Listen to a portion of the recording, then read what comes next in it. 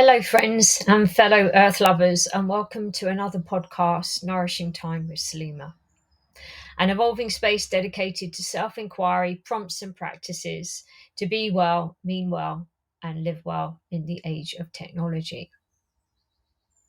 In this week's post, affectionately entitled Lessons from Wood, Water, and Algorithms, I'll be talking about the idea of kinship with nature in our techie world to help us find more Zen in our daily lives.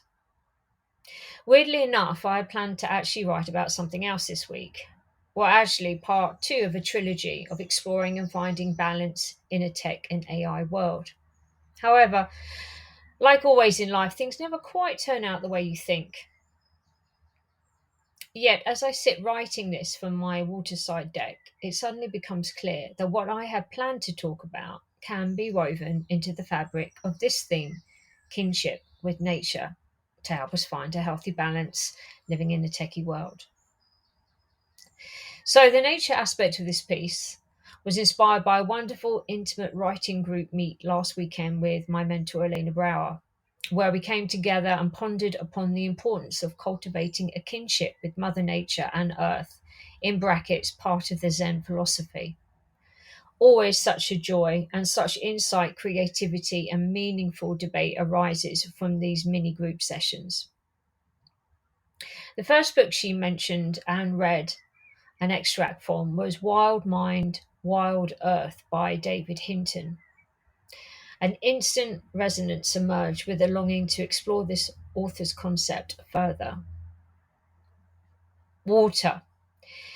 In this group discussion, we also interestingly got to talking about the bodies of water near us and what it means and what it represents to us individually. It was quite moving. Especially prevalent to me as 5 years ago, I uprooted myself from my busy London life to living on a floating lodge on the great river Ouse. For those of you that don't know where that is in Cambridgeshire in the UK. Writing and recording a podcast on this back in March, an invitation for you to revisit the benefits of living on or near water awaits you below. If you're listening on the podcast, you can head over to the Substack and read the post there. Wood. Anyway, back to the wood.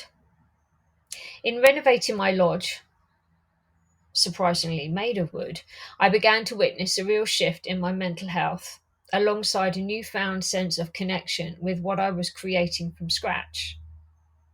My hands on wood in paint and soil, I started to consider what I could repurpose to save from using landfill. This included the kinds of paints I was choosing, as well as furniture, and yes, of course, what wood I was using. Building, creating, and painting large exterior pieces, as well as crafting small interior ideas and pieces, my interest in kinship with nature began to grow further. But something else was also emerging. Getting back to basics and simplicity alongside cultivating a greater appreciation for nature began to stir and awaken my creativity and healing. This was huge, in brackets, and still is. Changing my perception on life, the environment, community, relationships, and what really matters to me, in brackets, to me at least. This connection with nature and the environment has continued to evolve over the past 2 years for me, learning more about plants and gardening, in brackets, previously rubbish with both of these. Surprisingly, I've also now become a proper gardener, something I didn't really connect to in the past, often mistakenly thinking of gardening as an old person's pastime. But oh yes, I forgot, I am now old. Which leads me to inquire, are these connections part of growing older and wiser? In brackets, also part of our discussion. Of course, this idea has been changed somewhat since the rise in popularity of gardening TV shows over the last 2 decades, alongside the DJ Jo Wiley talking about her garden and making it hip again. Anyway, back to my gorgeous wood. There's something about seeing and touching wood that is instantly familiar about this connection, a connection to the past, our past. Wood can represent stability and commanding presence. And if we think about it, ingrained within the wood bark are cycles and patterns from these stories past. Inadvertently, trees, some might say, have become the silent witness to mankind's behaviours. And maybe that's why we like to hug trees. We are wanting unconsciously to connect to that deeper wisdom of life cycles and to be comforted and held by nature's wisdom and realism. Nature, nurture, and simplicity, the silent healers and balancers in our tech world. So, why is this type of connection important? Well, for a start, it gets us away from our screens and our VR devices and allows us to view the world simply and purely with no AI or enhancements. Another invitation awaits you below to view a previous related post, Why Your Presence Matters in an Algorithmic Society. Again, if you're listening on iTunes, you can head over to Substack and click on the link and read it there. Some lessons from nature include the importance of fortifying our strength and presence to protect us, to help protect us against predators, and also how everything is impermanent, also part of the Zen philosophy. As a global community, technology runs a large part of our lives. Escalated from the pandemic, we have become extremely reliant upon technology and AI, often helpful and convenient for our busy lives. However, the algorithms that drive this technology are astonishingly powerful, observing and predicting our every move. Algorithms are the unseen predators that affect the chemical balance in our brains, as well as our behaviors, and disconnect us from nature, from being human. With the climate crisis and speed of technology, never has there been a more important and fundamental time to nurture nature and find a balance in using technology. As humans, our very existence depends on it.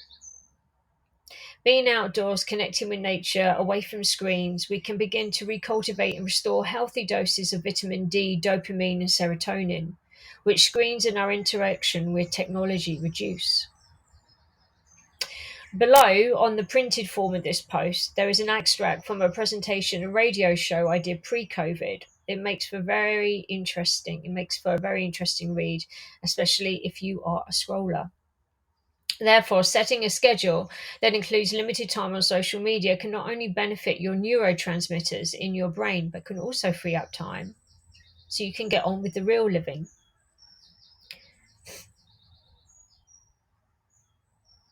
So I'm just going to read a part of this extract here. It's called The Hidden Enemy. Algorithms have powerful implications for how we live. So algorithms, we all know or may not know, are decision-making bits of code. They have become extremely important as a presence in our lives. Just like algorithms, beliefs, whether conscious or unconscious, directly influence our lives. Algorithms make decisions about us and for us all the time. They influence our choices, behaviors, and interactions with others, personally and professionally. A former president of user growth at Facebook expressed guilt over how the short-term dopamine-driven feedback loops they created are destroying how society works. There's more on that in the written post.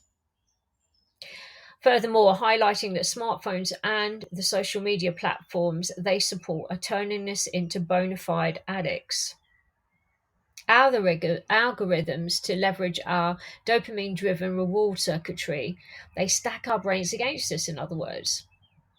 So, spending less time on your phone could help your brain as well as your creativity and performance. Doing simple things like disabling your notifications for social media apps and keeping your display in black and white will reduce the phone's ability to grab and hold your attention. And you can see the chart on the written post. So when we talk about dopamine levels, digital dependency and distraction also decrease our dopamine levels, which affect not only our creativity, but our ability to move, to motivate ourselves, to become adaptable, and also, um, to be inspired, basically. So the human brain, for those of you that don't know, contain four major dopamine pathways or connections between different parts of the brain that act as highways for chemical messages referred to as neurotransmitters, and each pathway has its own associated cognitive and motor in brackets movement processes. So dopamine is tied to our reward center.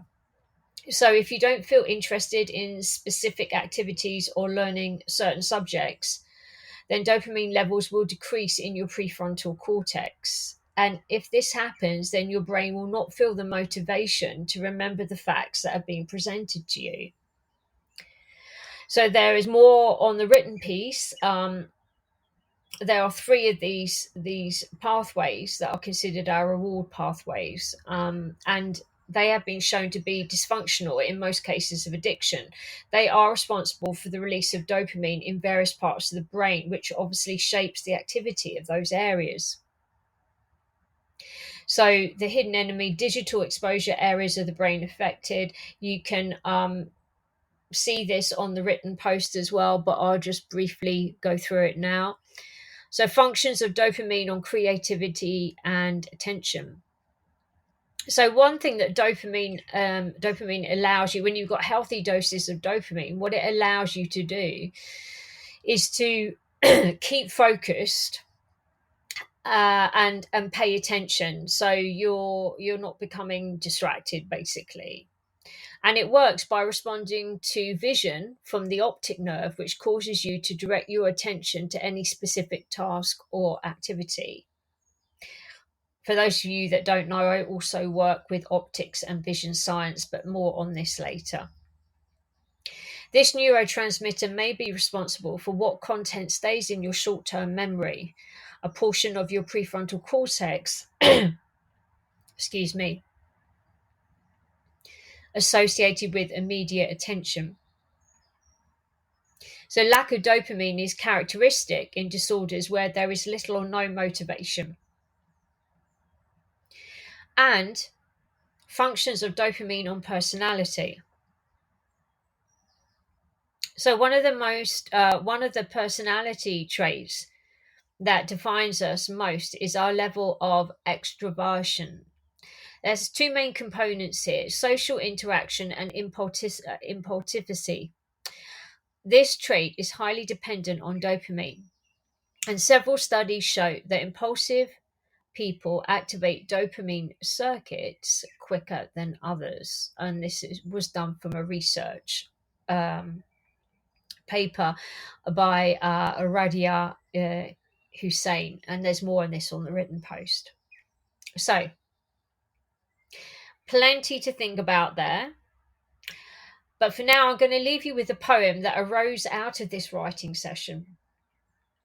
And I thank you for listening, reading, and sharing this post.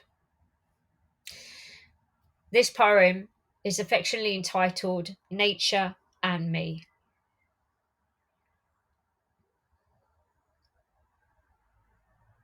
Two sides of the same coin, nature and me, blending into the environment, reflecting life, a two-way mirror. Cycles embedded, held by the comforting wisdom of the trees, learning from stories past, receiving, giving, and returning. Reminded of the ebb and flow of life. Water somehow knows which way to go. Freedom within conformity. Two sides of the coin. An interesting ponder indeed. Coming into alignment, now balanced with a sense of ease. Planting new seeds. Nurturing a different kind of freedom emerges. creativity blossoming. A new sense of peace arises from watching and being with all that is. Simplicity in action, nothing more to be said.